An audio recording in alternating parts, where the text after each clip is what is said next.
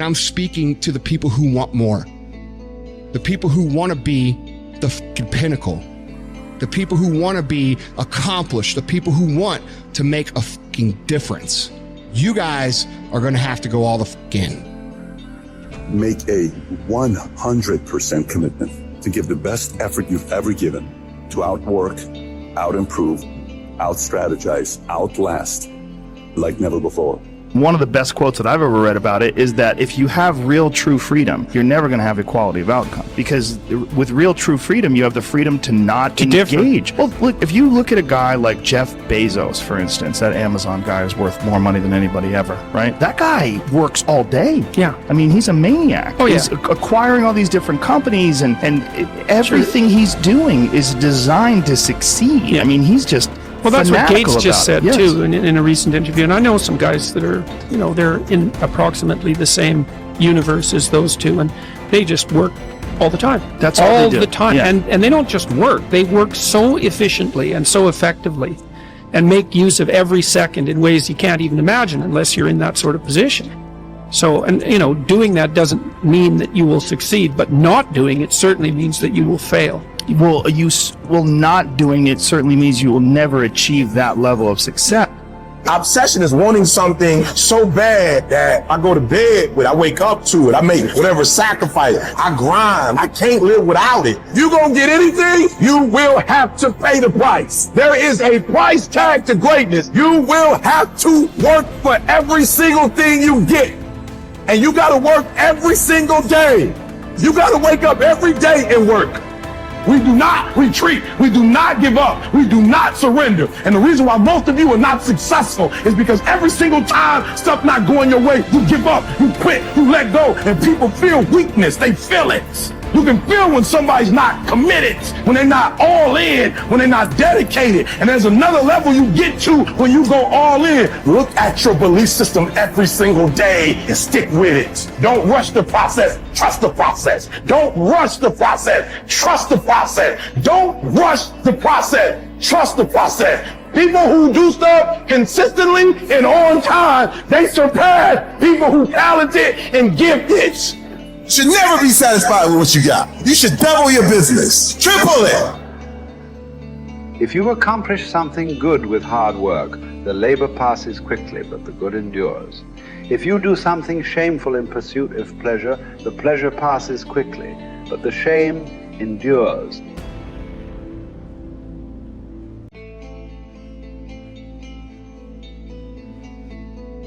So as you begin to look toward making this your decade, as you begin to look toward making your life different, as you begin to look at yourself, you've got to redefine yourself. Who are you right now? And who must you become in order to create what you want? What has to change about you?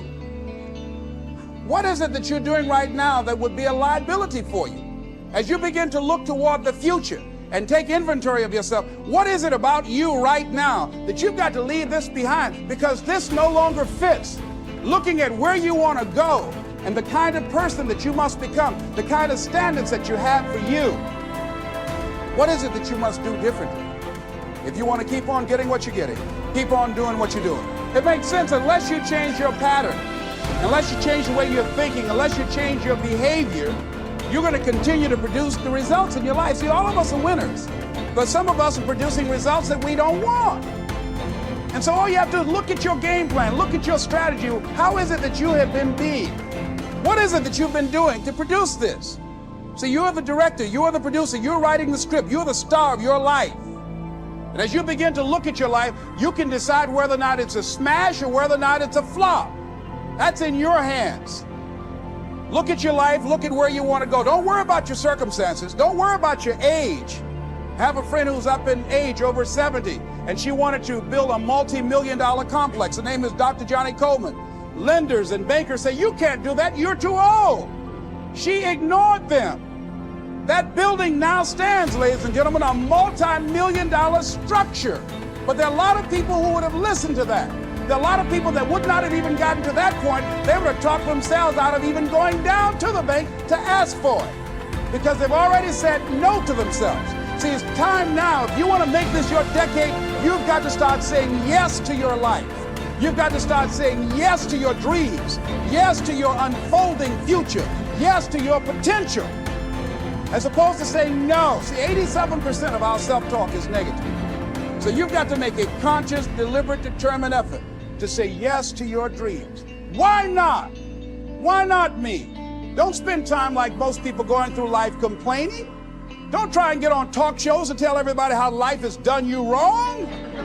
Here's what's happening in the audience. 80% don't care, and 50% glad it's you.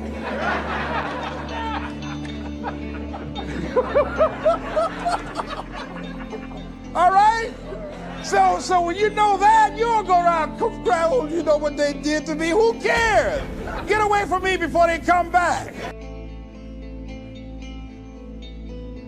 Even as the sun doth not wait for prayers and incantations to rise, but shines forth and is welcomed by all, so thou also wait not for clapping of hands and shouts and praise to do thy duty. Nay, do good of thine own accord, and thou wilt be loved like the sun. Above all, remember that the door stands open. Be not more fearful than children, but as they, when they weary of the game, cry, I will play no more. Even so, when thou art in the like case, cry, I will play no more, and depart. But if thou stayest, make no lamentation. If you choose, you are free. If you choose, you need blame no man, accuse no man. All things will be at once according to your mind and according to the mind of God. Withdraw into yourself as far as you can. Associate with those who will make a better man of you. Welcome those whom you yourself can improve. The process is mutual. Men learn while they teach. Limiting one's desires actually helps to cure one of fear. Cease to hope, and you will cease to fear. Widely different as fear and hoping are, the two of them march in unison like a prisoner and the escort he is handcuffed to. Fear keeps pace with hope. Both belong to a mind in suspense, to a mind in a state of anxiety through looking into the future.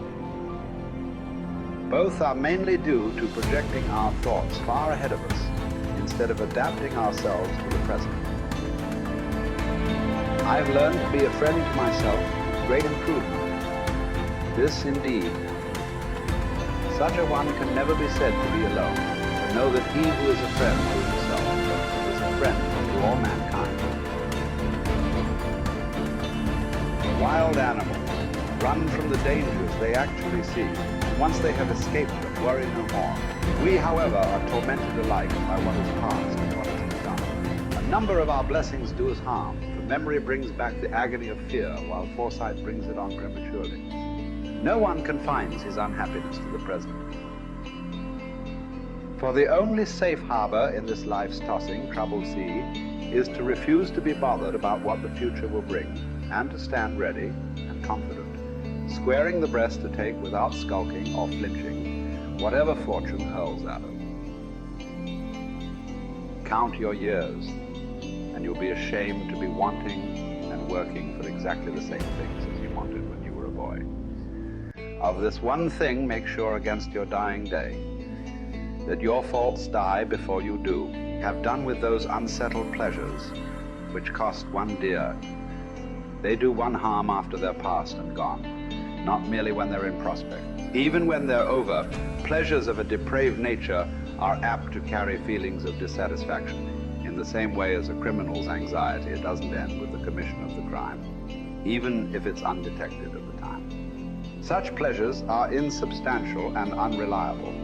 Even if they don't do one any harm, they're fleeting in character. Look around for some enduring good instead. And nothing answers this description except what the spirit discovers for itself within itself.